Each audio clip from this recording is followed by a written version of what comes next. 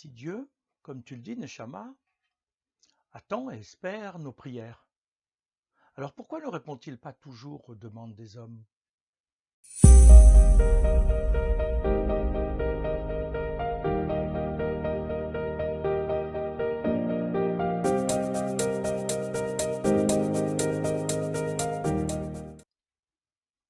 En fait, Ego, Dieu répond toujours. C'est-à-dire qu'il tient compte de notre demande. Cependant, comme un parent, il ne répond pas nécessairement dans le sens de notre demande. Nous n'avons pas en main tous les éléments de la situation que nous vivons. Nous demandons par rapport à un besoin immédiat que nous ressentons et qui nous semble essentiel. Nous n'en voyons pas les conséquences ni les opportunités qui peuvent encore surgir. Un échec peut être une bonne chose, car il laisse la place à une réussite à venir qui aurait été empêchée par notre premier choix. Dieu, par définition, veut le mieux pour nous. C'est nous qui ne sommes pas toujours en mesure de le comprendre, comme l'explique Rabbi Yosef Albo dans le Sefer HaIkarim. Oui, mais lorsqu'on prie pour la guérison de quelqu'un et que celle-ci finalement ne vient pas, est-ce parce qu'on n'a pas assez prié ou pas suffisamment bien? Non, Ego. Nous ne devons pas entrer dans cette culpabilité, car nous ne savons rien de la situation métaphysique de la personne malade. Si la guérison ne vient pas, c'est parce que Dieu a décidé que c'était ce qu'il y avait de mieux pour elle. Cela va d'après les comptes du Créateur, pas d'après les nôtres. Pour nous, c'est nécessairement un drame. Mais pour la personne touchée par cette décision, c'est ce qui est le mieux, sans qu'on puisse vraiment le comprendre.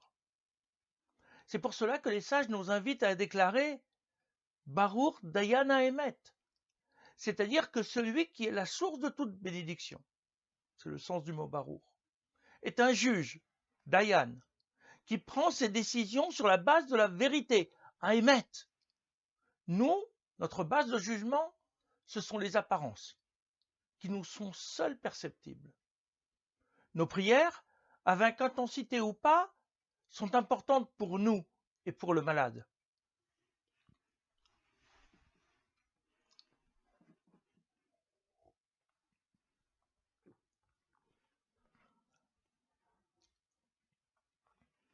Pour nous, car elles nous rapprochent de Dieu. Elles mettent le doigt sur notre précarité et sur la prise de conscience de notre santé, in fine, dépend de Dieu seul. Pour le malade, car elles viennent s'ajouter à son mérite. Sa notoriété dépend aussi du nombre de personnes qui se sentent proches, solidaires, qui ont de l'estime pour lui. Cela est donc susceptible de lui faire du bien. Cela vient s'ajouter au bien véritable que Dieu fait à son âme, même si pour nous, les apparences sont complètement contraires à cette vision. Pour nous, il est dans la souffrance. Et il faut tout faire pour lui éviter toute douleur. Et il s'éloigne de jour en jour, d'heure en heure, de nous. Pour Dieu, l'âme du malade est en train de revenir à sa source première, et cela constitue une élévation bénéfique. L'épisode de sa vie sur terre se termine. Une autre partie de la vie de l'âme commence. Nos prières accompagnent l'âme, si elles ne peuvent la retenir sur terre. Mais Dieu ne décide pas qu'en fonction de nos prières. Et ce serait une erreur de penser que l'avenir de cette personne dépend de nous. Ce serait à la limite penser que Dieu décide en fonction de nous, ce qui est bien ou pas pour la personne concernée. Ce serait là une dérive idolâtre, en considérant que la divinité est au service des hommes. La tentation est grande, bien sûr, car la perte de l'autre nous pèse. Cependant, c'est une vision autocentrée qu'il nous faut dépasser pour s'interroger sur ce qui peut être bien pour l'autre et pas seulement pour nous-mêmes. Alors, je prie avant tout pour moi, pour m'améliorer. Et pourquoi s'adresser à Dieu et à heure fixe? Parce que, Ego, comme nous l'avons dit, cela constitue le service du cœur. C'est-à-dire qu'au-delà des actes proprement dits que nous accomplissons chaque jour par la réalisation des commandements, nous devons aussi maintenir ce lien intellectuel et affectif avec Dieu. Il doit faire partie intégrante de notre vie. C'est pourquoi, 3 fois par jour, et à des temps bien précis, nous nous plaçons devant Dieu pour lui parler, en essayant de faire un pas vers lui. D'ailleurs, avant d'énoncer le texte de la Hamida, nous faisons symboliquement 3 pas en avant pour signifier notre engagement, notre volonté de rapprochement. Les horaires de ces prières ont été fixés par les sages de la Grande Assemblée, en référence aux sacrifices, qui sont dans la même logique du rapprochement du Créateur. Nous avons besoin de ces rendez-vous quotidiens pour entretenir notre lien et la conscience permanente de celui qui est présent à nos côtés sans qu'on puisse le voir. Ces temps de tfila sont également raccrochés aux patriarches, qui ont chacun eu une démarche personnelle vis-à-vis de Dieu. En effet, la tfila, tout en étant rédigée et structurée, doit laisser place à la démarche individuelle. Chacun doit construire sa relation à Dieu en fonction de sa personnalité à partir du cadre prédéfini qui est celui du texte de la prière. Ainsi, Abraham est l'homme du matin, de tous les possibles, du zèle pour accomplir les demandes du Créateur. C'est par excellence le partenaire de Dieu qui est prêt à tout assumer avec lui. C'est aussi l'homme du chesed envers ses contemporains, comme envers le Créateur. Yitzhak est l'homme de la fin d'après-midi, celui de l'examen de conscience sur la journée qui décline. C'est le temps de la méditation pour améliorer tout ce qui peut l'être avant la nuit. Yaakov, c'est celui qui doit affronter la nuit spirituelle et à partir de cette obscurité, préparer l'avènement de la lumière.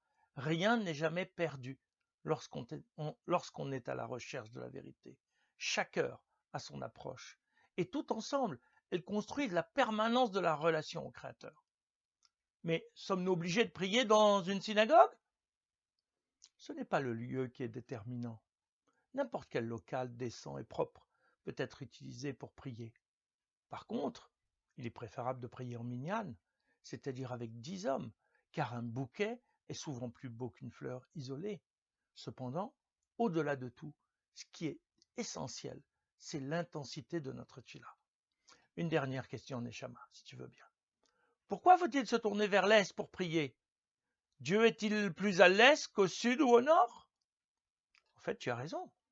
On doit s'orienter pour la tchila, mais selon notre latitude, ce n'est pas forcément vers l'est. Quel que soit l'endroit où on se trouve dans le monde, nous devons nous tourner vers la terre d'Israël. Si on habite en Israël, on doit se tourner vers Jérusalem. Si on est dans la ville de Jérusalem, on se tourne vers le mont du Temple, et dans le quartier du Temple, vers le Saint des Saints. Ceci pour 2 raisons. D'abord parce que c'est là le résultat de la prière du roi Salomon, lors de l'inauguration du premier temple de Jérusalem. Il s'est exprimé de la manière suivante. S'ils reviennent à toi de tout leur cœur et de toute leur âme dans le pays où les ennemis les détiennent, et qu'ils t'adressent leurs prières dans la direction de leur pays que tu as donné à leur père, de la ville que tu as élue et de la maison que j'ai bâtie en ton honneur.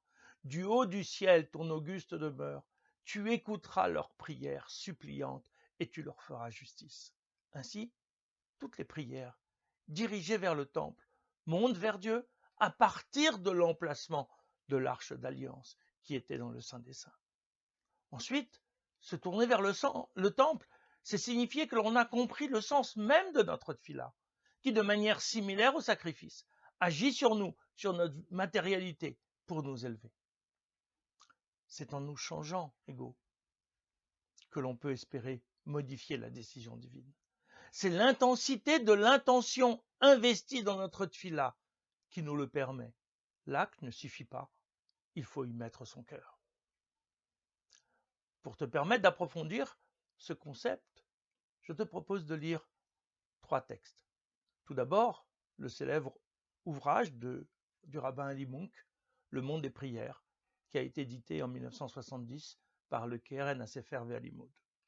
C'est un ouvrage irremplaçable sur l'ensemble des prières de chaque jour, mais aussi des fêtes. Ensuite, l'ouvrage du rabbin Josie Eisenberg et Adin Steinsaltz, L'homme debout, essai sur la prière juive, paru chez Albin Michel en 1999.